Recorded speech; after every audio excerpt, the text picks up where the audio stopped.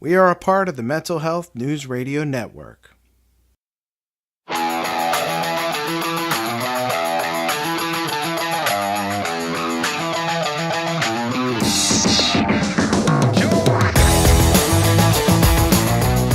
You've tuned in to Rescue the Rescuer, the show that focuses on helping first responders who may be experiencing challenges such as addiction, PTSD, relationship failure, and more.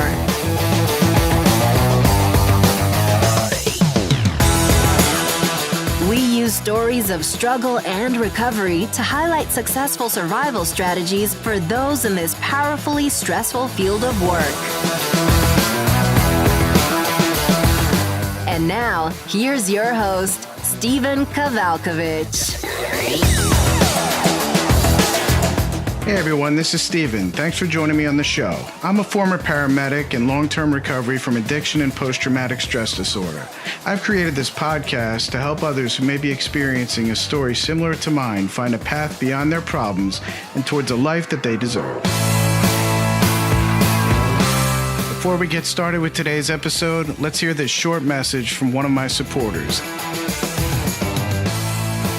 I recently read an article that said 81% of Americans would like to become a published author.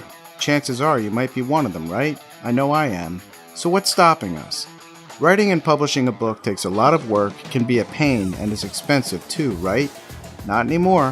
For my next book project, I've teamed up with Hassle-Free Books. They're making it easy for me to become an author. They're removing a lot of the fuss and struggle and making it smooth and simple. And it's far more affordable than you could ever imagine.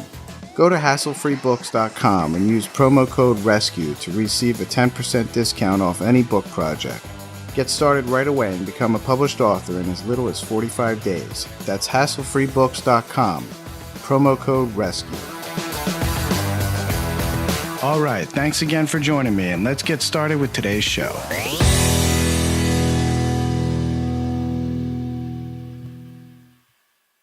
Welcome back to another exciting episode of Rescue the Rescuer. I have a very special guest on with me tonight. I'm glad she had the opportunity to call in. This is a little bit different. She's actually someone who I'm really excited to talk to because she's a clinician. So she sits actually on the opposite side of the couch, if you will, in the office and works specifically with first responders who battle these issues that we talk about all the time, whether it be post-traumatic stress disorder, other mental health related issues, or whatever. So without further ado, I'm going to introduce Dr. Tanya Glenn onto the show. She's out of Austin, Texas. And like I said, her specific role in mental health world is working with people, specifically to first responders who battle these specific issues. So Tanya, welcome to the show. Thank you. It's really great to be here. Yeah, it's great to have you. I'm glad you're able to call in. I know you said you were traveling on business, so the fact that you took the time to call in, I know it means a lot to me, and I'm sure it's going to mean a lot to the audience. I'm really delighted to be here. I think you're doing a good thing, and I think it's great that first responders are reaching out and helping each other.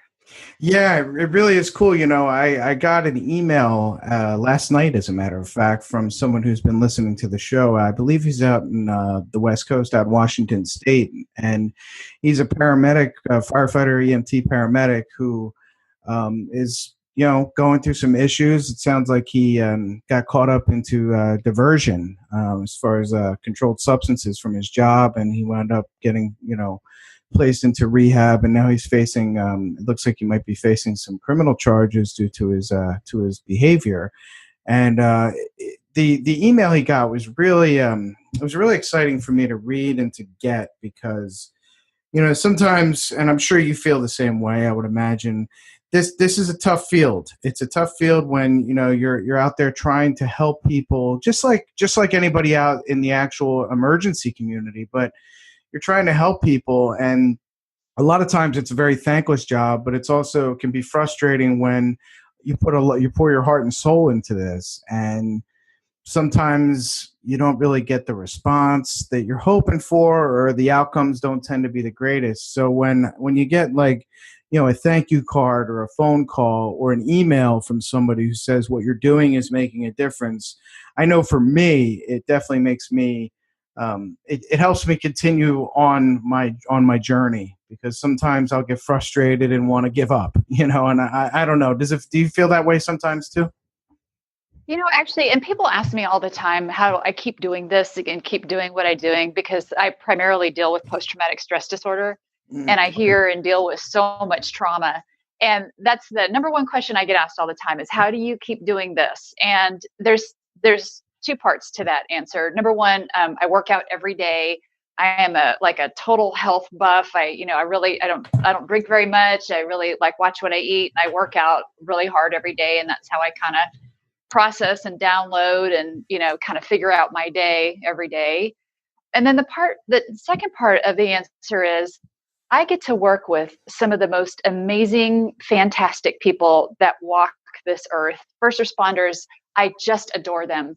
And every day I see people walk out of my office happy, healthy, returning back to normal, because usually by the time they hit my door, their world is unraveling. And we take those pieces that are falling apart, and we start to put someone's life back together. And I get to see them go do whatever it is that they're going to do, whether they get back on that truck or in that police car, whatever it is they go do, they live, or they get on with their lives and do something different. But I think the biggest thing that fuels my fire and keeps me going is the fact that I see people healing every day. And it's kind of like your story. You've healed in your own way, and you have shown us how resilient a first responder can be, simply because you just didn't give up. And that's the best part of the work that I do. Yeah, well, that's exciting to me, because I'm fairly new in the sense of working on this side. I've been off the street, so to speak, as a medic for a while now, and now I've been working in the advocacy world, and whether it be speaking or coaching or hosting a show or whatever. And it really is a different. It's like we're still responding to emergencies in a way. It may not be the acute emergency, but at the same time, the mental health piece of it can be still a very acute emergency at the same time, because I'm sure you see this all the time. You've got guys or men or women who come into the office or wherever you meet them, and they're in a desperate situation. It might not be their heart, they're about to have a massive heart attack, but the acuity is still the same, I think. Absolutely. Absolutely. Usually by the time people call me, they say two things. I've been thinking about calling you for a year. And I'm like, you really should have called me a year ago. And then, and the second thing they say is, I need to see you today. And it's like, wow, of course you do your best to accommodate everybody's needs. But yeah, by the time first responders really truly reach that point that they absolutely own that they need help, it's usually such a crisis, because the culture has been, to stuff it or suck it up or walk it off, whatever those three things mean, it doesn't work. And so this is why it's my passion, because I want to help heal the people who heal and protect others. Yeah. And I like that you've worked, and well, let's kind of go into you a little bit, and then we'll kind of address what I was going to say is, how long have you been actually working with this specific community? Actually, so I was 3 months away from graduating with my master's degree. I was 23 years old, and I watched on the news when ATF had their debacle in Waco. And at that point, I knew my calling was first responders. I couldn't stand watching what happened and what went down. And I just knew at that point, I was kind of on the fence in terms of what I wanted to do. Is it like families and kids and, that kind of stuff. And then that happened, and I knew. I went to school the next day. I informed my professors that I was going to, in fact, work with first responders. They told me I was nuts, and I said, rock on, whatever, I'm out. And so I graduated, and I hit the ground running. And actually my first job, full-time benefits salary job before I went into private practice full-time many years later, my first job was at a level 2 trauma center smack dab in the middle of Austin, Texas. And I worked Friday, Saturday, Sunday night shift, because that allowed me to build my practice on weekdays on the side. And it takes a while to build up a practice where you can go full-time. So I started with a tiny little practice and, a few paramedics and firefighters and police officers coming in. And then it just really started to grow. And honestly, it was 9/11 that launched my practice right out of a cannon. I went full time with my company in March of 2002 and just haven't looked back. Well, it's really interesting. I mean, and this is, a special week, as it's the 16th anniversary of 9/11, just 3 days ago. And it's really actually very interesting to me to hear that your business really took off right after that. And for the last 16 years, it has. Yet the dichotomy is we still have such a stigma when it comes to mental health treatment and help in this field. So it's really kind of ironic to me that that's when you saw the giant spike in your business, and it's been going that way for the last 16 years. However, we still have such a wall up in a sense when it comes as on a whole level as far as first responders go when it comes to this. So, I don't know. It's just interesting to me. I don't know. I was just thinking about that as you were saying that. Like, I mean, is it? I don't know. I don't know how to really ask this, but when it comes to your business, are you working? Do you work specifically one-on-one with these people, or do you do a lot of like going into, like, let's say fire departments or sheriff's offices or whatever, and do lectures? Is a little bit of both? What is it exactly? So the way my company works, and the first contract that I ever set up like this was actually with Austin Travis County EMS, which is a third service in Austin, in 1993. And what I noticed from working in the emergency room is that people were really burned out. There's a lot of trauma. But I also noticed from writing out, and I've written thousands of hours, from writing out, I would hear the fear of going through your insurance company or your EAP because of a paper trail. And there's such a fear of repercussions. So what I did is I proposed my first contract to Austin EMS, and I said, hey, your people need resilience. They need therapy. They need wellness. They need a lot of things. And I want to do this, but the way it's going to work is that you're going to put me on contract, so I'm not a City of Austin employee. And what I'm going to do each month is I'm going to bill you by hours and no names. And I trust you. I promise you, your people will come. Trust me. And they like the idea. It was a really progressive director at the time who's like, I like the idea, but there's no money right now and all that stuff. And all that good stuff. And I on my way out the door at that meeting, I turned around and I said, you know what? I believe in this program so much, I'm going to do it for free until you decide you need this. So I did it for free for 3 years. I turned in my statistics every month. This is how many new paramedics came to see me. This is how many new EMTs came to see me this month. This is how many I discharged. This is how many hours I spent. And it just kept growing and growing. Of course, none of these folks really understood that I was doing this for free, because I didn't want them to know, because I didn't want them to feel guilty about it. And so after 3 years, they said, all right, here's your contract. And ever since then, all of my customers have followed that model. Obviously, they trust my ethics in billing, but their staff members, their law enforcement, fire, EMS folks can come see me at no cost with no paper trail. It's like they're coming into my private practice. I call them phantom clients. Yeah, you said that on the phone the other day. Yeah. Yeah. And when I submit invoices, there's no name attached, and the trust is paramount, and the trust is built. I will, I'll produce an invoice. I'll show them what the invoices look like, so they understand that there's no name attached to that. And so I do the counseling, the therapy, and then I also do a lot of resilience training and trauma training and all of that good stuff. It's dependent on each department. I definitely talk to every single cadet class that comes through with all of my customers. And many of them have peer support teams. So I sort of manage and run their peer support program. And then I do the training and the in-service training for them. And really it's up to the needs of each department, but I try to get as integrated as I can. With some of my police departments, I'm on their hostage negotiation team. And so, it's however they use me, I just love to step in and do it. Wow. I know when I first had the first conversation with you, like last week or whatever it was, about coming on the show, I was really intrigued by the model that you've put together, because I know that if I had known about you and what you were doing, let's say 7 years ago, obviously you can't go back, and I can Monday morning quarterback it, but if I were to go back and I knew of something that was modeled similar to what you're doing, I might have gotten help a long time ago, because Right. I would have felt I was in a safe environment where there wasn't going to be all this, the fear of your boss finding out or your peers finding out or whatever, but while still getting the help that I needed.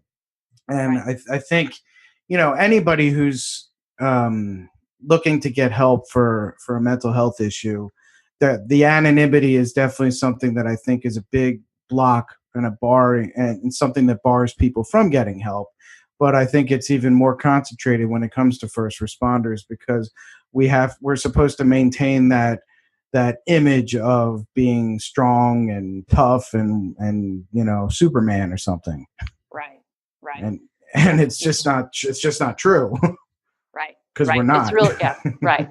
Exactly. Exactly. I say all the time that first responders are human beings. They don't, they're not robots. They don't march into work and nothing impacts them. And, the longer you do this, the more it impacts you. When you get older and wiser and you look at the horrors of people's lives that you're responding to, it just takes a toll. I mean, what else can we expect from you guys? And I always tell folks, every single day first responders go to work, you are responding to 911 calls. You're going into the worst days of people's lives, and you're seeing some of the worst traumas and some of the sickest people. And all the while, you're driving past the hundreds of thousands of people who are having a normal, happy, healthy day. And you never interact with that portion of society because that's not your job. If you're rolling past a house where mom just pulled some cookies out of the oven and kids are sitting down to do homework, they don't need you. They're happy you're there, but you never see that. You go to that pediatric trauma, where somebody did something horrible to that kid. And Yeah. it's not reasonable or realistic to think that first responders just skate by without any sort of, impact or repercussions. Well, and that leads me into something that it actually kind of came up today for me. There's a new documentary that I think it just got released on Netflix yesterday, called Heroine. Not Hero, it's heroine with an E at the end, like female heroine, like hero. And there's a fire chief. Her name is Jan Rader. She's the fire chief for Huntington, West Virginia's fire department. And she and the local town, I guess the local town council with the judges the opiate epidemic is really what it's about. It's no secret that we know that we have the largest public health crisis maybe ever in this country going on right now when it comes to with opiate addiction. And she was saying, they have a drug court program for offenders to help them, to keep them, maybe not necessarily going to jail, but actually helping them to get into recovery and rebuild a life. But what she was saying, and it's very interesting, that she's been in the fire service for a long time, but she's got a lot of new guys that are coming on now, and they're seeing, the amount of overdoses that they were seeing, it used to be maybe 1 or 2 a week. Now it's 5 or 6 a day. And Wow. that effect that it's having on these newer first responders, guys that are fresh out of the academy, coming on the job, are the acuity, the amount of death and destruction that they're seeing is actually increasing. And I don't think it's just in Huntington, West Virginia. I think it's in our excuse me, in our country as a whole. So do you think that actual fact is making the resilience and the need for how do you say it? The need for addressing the mental health of providers even more important now than ever? Absolutely. Those numbers are staggering. And when you think about running one overdose a shift, you're like, whoo, especially when it's a close call or a death or horrible death. And then you compound that with the recidivism that you're going to see with repeat patients and those kinds of things. And you couple all the death and destruction, like you said, with the fact that every time you put that needle into the arm of that drug user, you're basically waking this person up to a big fight. And so you're getting beaten up. You're getting, anytime you're dealing with someone with a drug overdose, it's so unpredictable and it's so dangerous that you're also looking at a lot of injuries, and you're looking at a lot of trauma based on just the combativeness of a drug overdose patient that produces, all kinds of problems. Right. That's a lot. Absolutely. And now more than ever, it's time for, you're right, resilience training, and really, really embracing the fact that first responders need good, excellent mental health programs.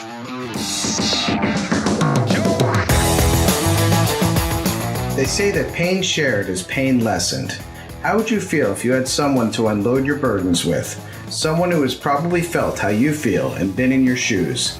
Someone who wants to help you to manifest dramatic and lasting change in your life. Not only do I host this show and speak around the country, I also do individual coaching and mentoring. I want to help you to climb out of the hole of isolation, despair, and hardship. Contact me at rescuetherescuer.com to set up your free, no-obligation consultation. I'm confident that together we can develop a plan that is tailor-made to you and your goals and purpose.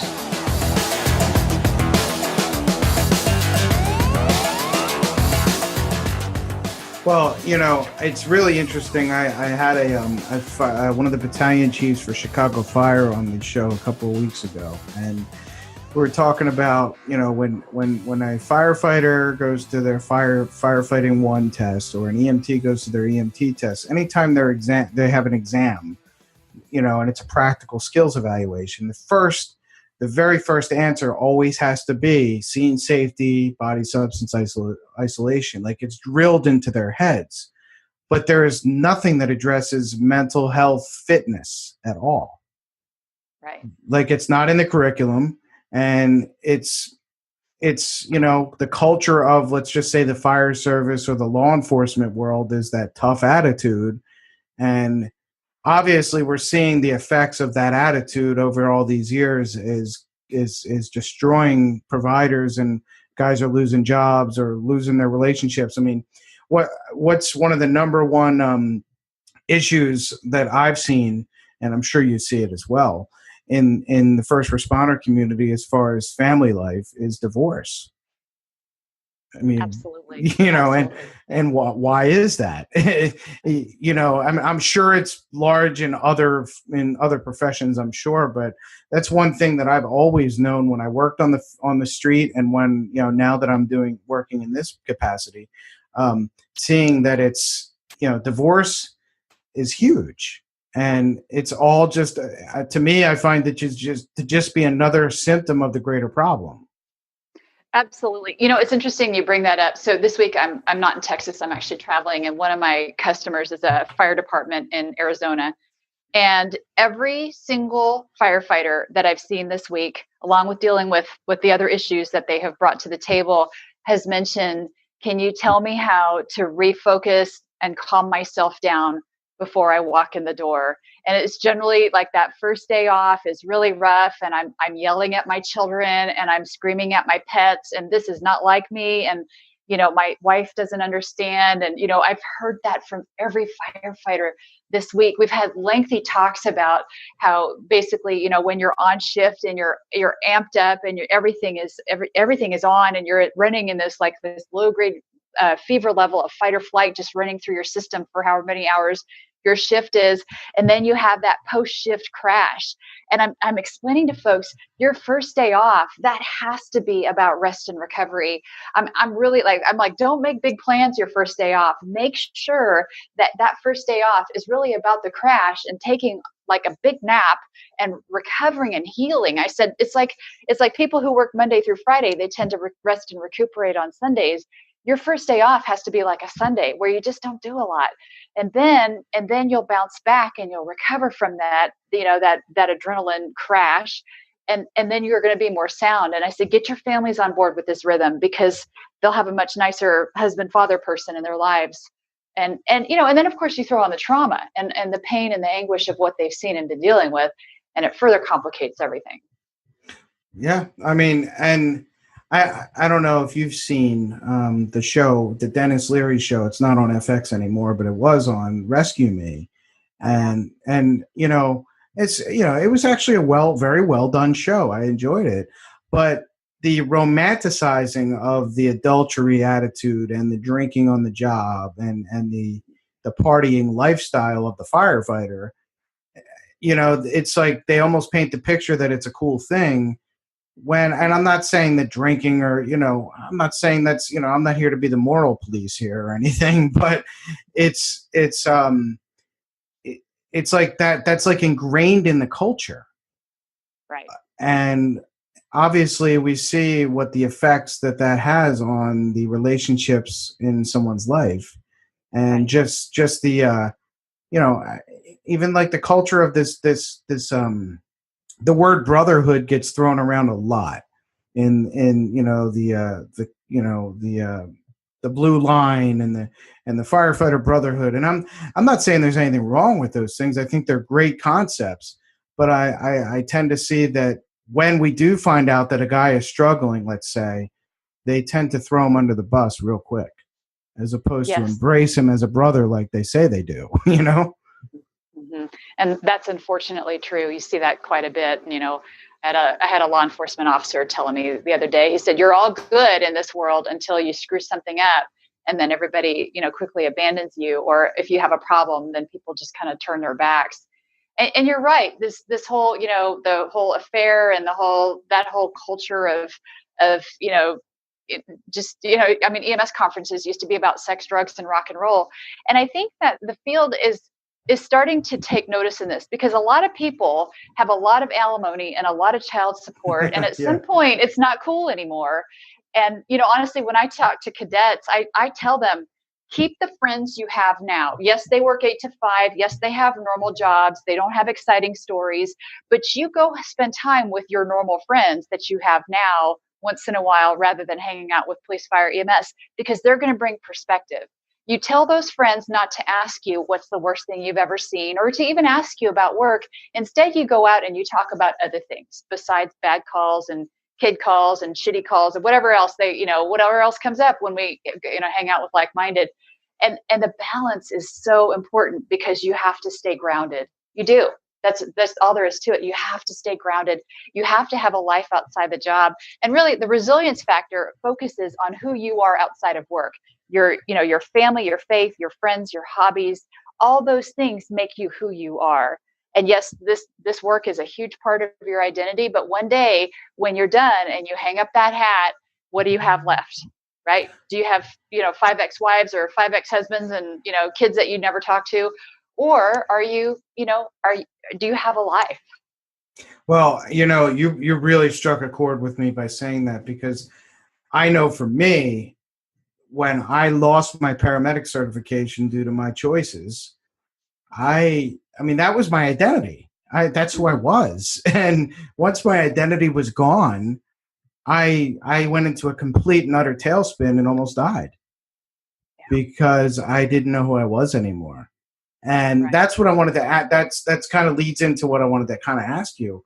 What happens when you address and when you find a provider who, for whatever reason, can't get back on that truck, whether it be because of a physical health issue, a mental health issue, they got arrested, or they retire?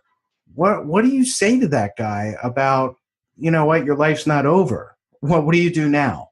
Like what is, from a clinician's side, how do you address that?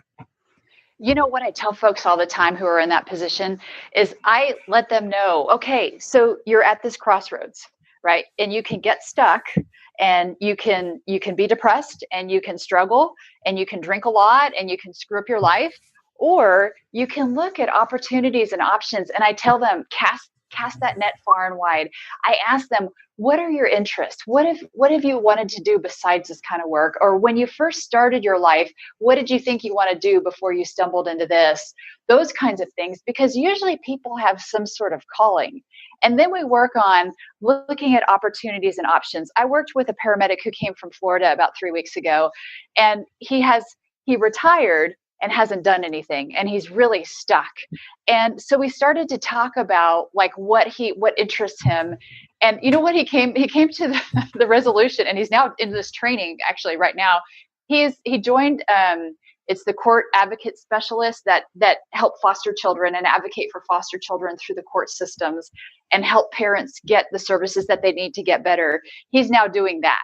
And I always tell people, think outside the box and look for look for what calls you, what's meaningful to you, whether it's your next career or your next, volunteer opportunities. If you're retired and done working and you don't need to work, I have worked with first responders who are now in grad school to take over my practice one day when I retire. And Wow. so it's, oh yeah, it's amazing. And once you start to like throw out ideas at them, they're like, well, wait a minute. You know what? I can do that. And it's like, okay, let's do this. And I give them homework in terms of where to go to explore options, or if they're going to need schooling, how that looks. And all of a sudden it's like they're looking down this tunnel, and then all of a sudden the tunnel disappears and this big horizon just opens up for them. And I always tell people, your life's not done yet. You don't lay down and die. What tugs at your heart, right? What is calling to you? Well, you're lighting that fire back under their butt, basically. And right. I mean, we're going to wrap up here, but I wanted to share this with you because I brought the question up to kind of give my own resolution to it for myself. Is today I sat at a high school where I didn't graduate from this high school, but there's 4 high schools in the district where I live. And I sat at the high school with the drug abuse counselor, the substance abuse counselor at the school. And we sat for an hour today, and she wants to bring me in to speak to the students about, proper choices, about addressing, your self-esteem, your self-worth, all those things that I struggled with that made me make the decisions and choices that I made that almost killed me. And, we were talking, and I said, isn't it funny how, I went through all that pain. I went through a childhood abuse, sexual abuse thing from a youth pastor. And she actually, it's ironic, but she happened to know that guy. She used to work with him 20 years ago. And, it's just crazy how things go together. And I was just saying, isn't it interesting how I went through all that and I tried to figure out why me? And now I know why, because now I'm able to talk to kids that are at the age that I was at when those things happened to me now. And Isn't that amazing? Like, it's crazy. And then she said to me, well, what do you charge for something like this? And I was like, well, I don't even feel really comfortable answering that because I don't know if I'm supposed to charge for that. And she said, no, you absolutely are, because what you bring to the table to help somebody change their life is valuable. And I said, really? I didn't even think about it like that. She goes, absolutely. Someone will think nothing about spending $150 on a pair of Jordans or a new pair of sunglasses or the new iPhone or something. Why wouldn't they? Why wouldn't there be value in you helping someone to make better choices and change their life? And she threw a number at me, and I kind of, my eyes almost fell out of my head because she said, yeah, this is what we're going to pay you. I said, what? Really? I was, I was like, that not too long ago, I was sticking needles in my arm in a gutter, right? And she goes, yeah, that's exactly why we're going to pay you this, because of what you bring to the table. Right. That experience, that wisdom, and the ability to push that message on to others. Absolutely. Absolutely. So, I mean, it's really it's fascinating to me that, we can take, as the old cliche goes, we can take the lemons that we may have been given, which actually might not be really bitter lemons in the end anyways. They might actually be, the most refreshing glass of lemonade somebody could ever drink from. Yeah. You know what that's called? It's called post-traumatic growth. And yes. the telltale sign of post-traumatic growth. This is what I hear in my office every day. I wouldn't wish this on anybody, but it has made me better, stronger, wiser. And I'm like, rock on, you're ready to go back out in the world. And then what you do with post-traumatic growth is you pay it forward by helping others. That happens all the time. That's like 100% of my peer support team members in every organization I work with. They're all paying it forward because of that post-traumatic growth.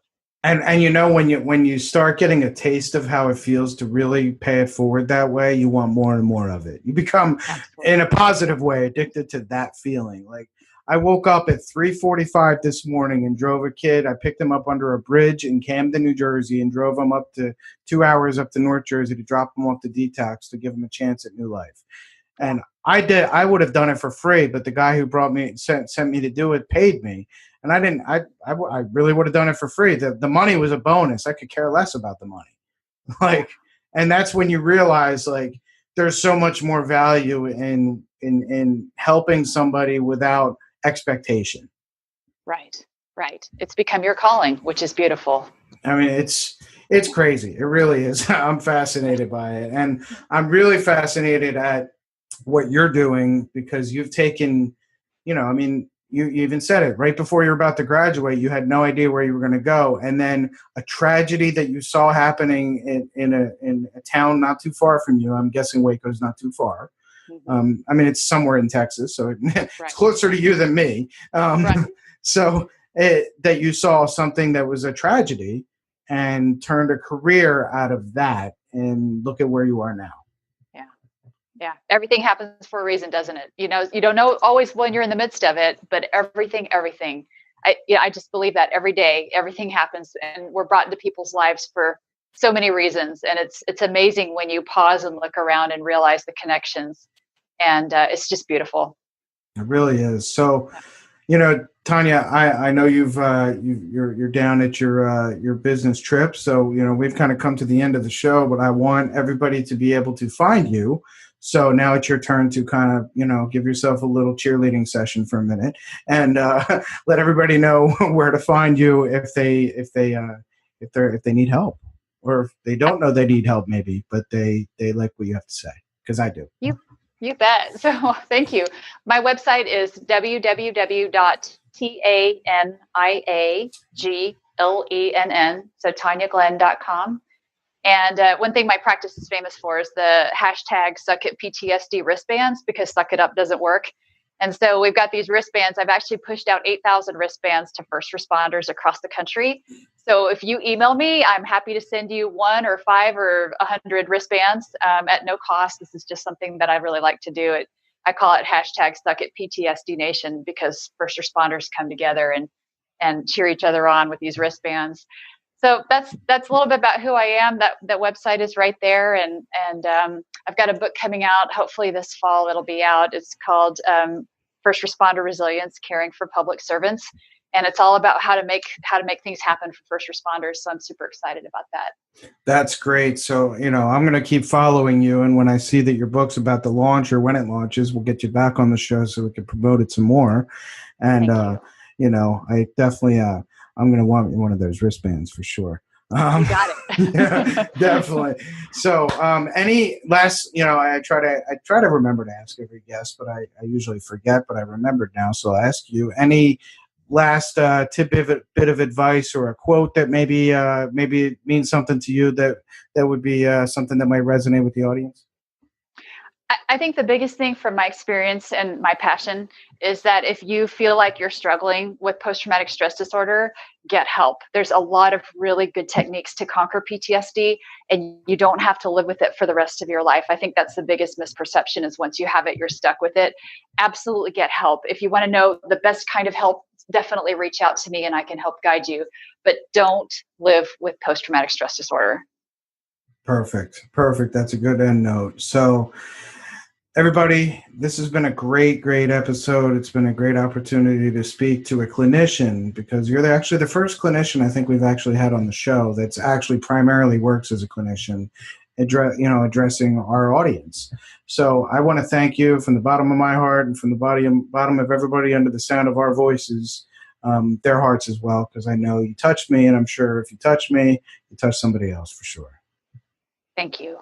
Thank you. And this has been another episode of Rescue the Rescuer, and the show notes will be up, so you'll be able to find the website again. Again, just tell me one more time what the website is, so everybody could hear that as the last calling card. Sure. It's www.TaniaGlenn.com. Perfect. Sounds good. All right, everybody. We'll see you later. Thanks a lot, Tanya, for coming on the show.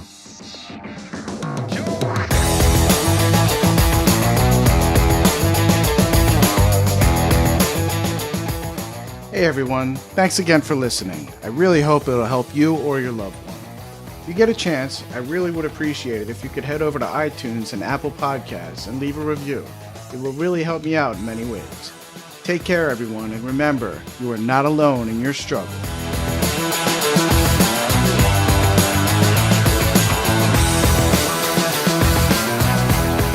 I want to give a big shout out to one of our supporters, the Addictions Academy.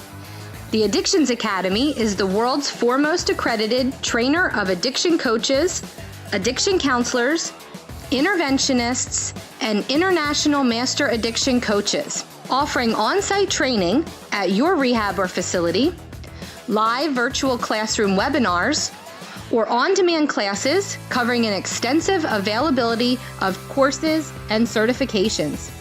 Check them out at theaddictionsacademy.com or call Dr. Callie Estes and her team at 1-800-706-0318.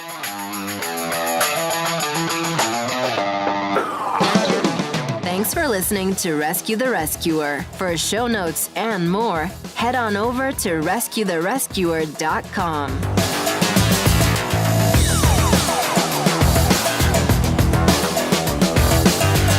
We are a part of the Mental Health News Radio Network.com.